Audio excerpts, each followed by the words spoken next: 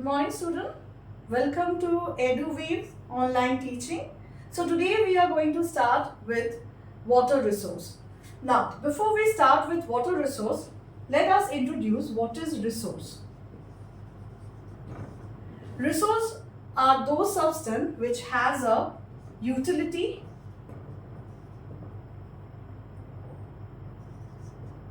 as well as demand. So, water resource are all the natural water that are present on the surface of the earth as well as below the earth's surface, which fulfill our demand. Like for domestic purpose we require water for drinking, for washing our clothes, for bathing, etc. Number 2, for industrial purpose.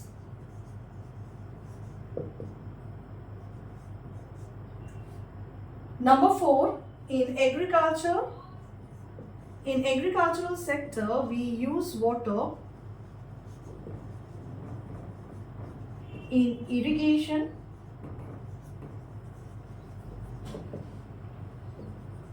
Number 4, water is used as a mode of transport, that is navigation.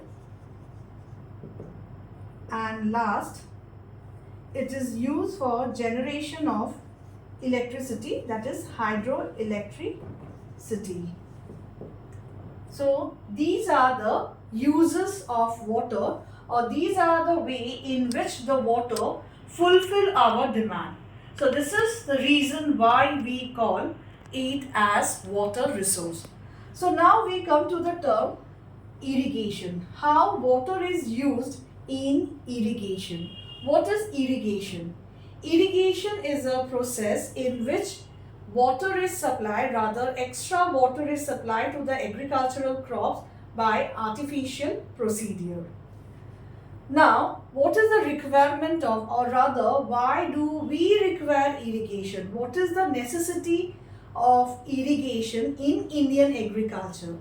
Now, the necessity of Indian agriculture, or rather the necessity of irrigation in Indian agriculture can be, number 1, seasonal nature of rainfall. This is one of the factors for which we require irrigation. Next factor is uneven distribution of rainfall. Is the second factor for which irrigation is required, because each and every part of India is not getting equal amount of rainfall.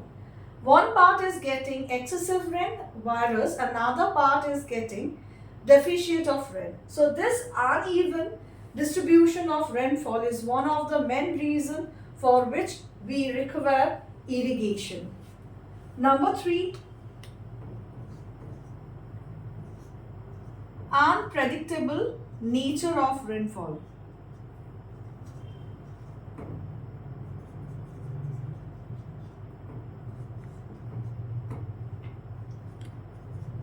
Now, in unpredictable nature of rainfall, we can say that the Indian monsoon is unpredictable. We cannot predict that each and every year the amount of rainfall will be same. Some year it is very, or we can say that some year it is excessive, on the other hand some year it is deficient.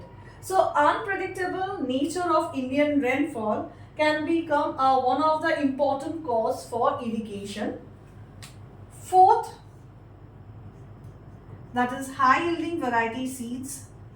Now to get the best result from high yielding variety seeds, we need irrigation. And last factor for irrigation is some thirsty crop like rice, jute. They require extra water, and these extra water can be provided to them only through irrigation. So these are the requirements for which we need irrigation in Indian agriculture. Now, there are some terms, there are some conditions required for irrigation, for the development of Indian irrigation. Okay, rather we can say there are some conditions required for the development of irrigation in India. So what are those factors? The factor number 1 is topography. Flat, low laying land is the essential factor for the development of any sort of irrigation method. Second factor for the development of irrigation is soft and friable soil, which is essential for the development of irrigation method. Third factor, soil should be porous. As a result of which the rainwater can infiltrate downward and recharge the underground water table, which can be exploited during irrigation. Third, presence of perennial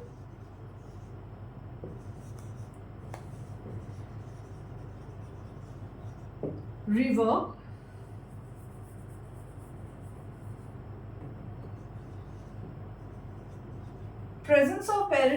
so that it can supply water for irrigation throughout the year. And the last one is rich and fertile soil is the most essential condition for the development of irrigation, because if the land is rich, if the land is not rich and fertile, then there is no requirement of extra water. If the land is rich and fertile, then it requires extra water to get the best result. So these are the conditions, these are the factors that help in the development of irrigation system. Now, what are the factors that discourages irrigation system?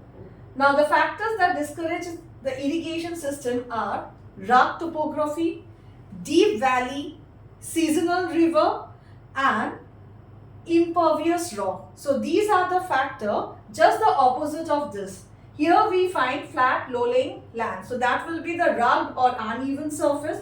So naturally in rugged and uneven surface, the construction of irrigation method is being difficult. Soft and friable soil. If the topography, if the soil is hard and impervious, it does not allow the rainwater to penetrate. At the same time, the construction will be a bit difficult. The presence of seasonal river. If the river is a seasonal, okay, that also become a difficult to supply water throughout the year, because seasonal river are having water only during the time of rainy season. And last but not the least is the presence of deep valley.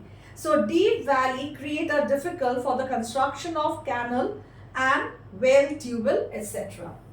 Now the type of irrigation. On the basis of type of irrigation, we have two types. One is a traditional type, which is a time-taking process and it covers less area. The methods are ordinary well, tank and inundation well. And the modern methods are tube well, perennial well, sprinkler and drip agriculture, deep irrigation. So these are the modern methods. So this is the difference between traditional and modern method. Modern method, the time consumption limit, okay, or the time taken is very less and it irrigate a large area, no wastage of water, nothing is there. And in traditional method, the wastage of water is there. It cannot cover a large area and it is time taking. So this is the difference between your primitive method and your modern method. So these are the things that we discuss in water resource. In the next class, we will discuss about traditional method of irrigation. Thank you.